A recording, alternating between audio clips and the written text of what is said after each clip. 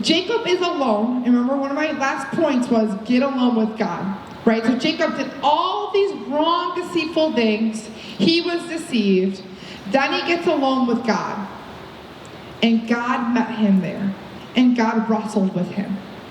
And how many times in our life do we need to get alone, away from all the distractions, away from our phones, from social media, from everything going on in the world, and just get alone with God and hear from him?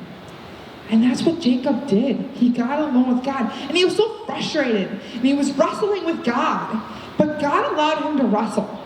God allowed him to try to fight it. But obviously God knew what he was doing.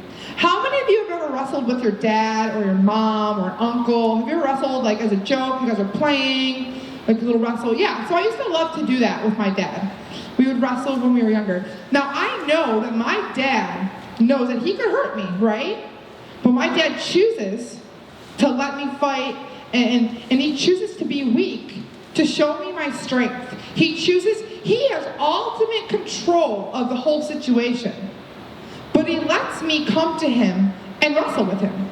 And it's the same thing with God, right? Like, there's been so many times in my life, like recently, like, God, I'm wrestling with you right now. Why am I alone? I did all the things I thought right, or I know I deceived, or I know I did things wrong, but here I am alone with you, Lord. I'm alone with you, and I want to know why these things are happening in my life.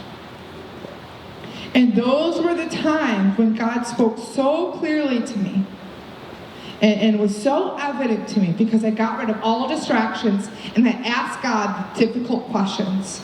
I wrestled with him. And I want to encourage you guys, if you haven't done that yet, and you're going through some things, or you're navigating through some things, get alone with God. If you've done the wrong thing, if you've deceived your parents, or your siblings, or your teacher, or your friends, get alone with God and let him know. See what he does.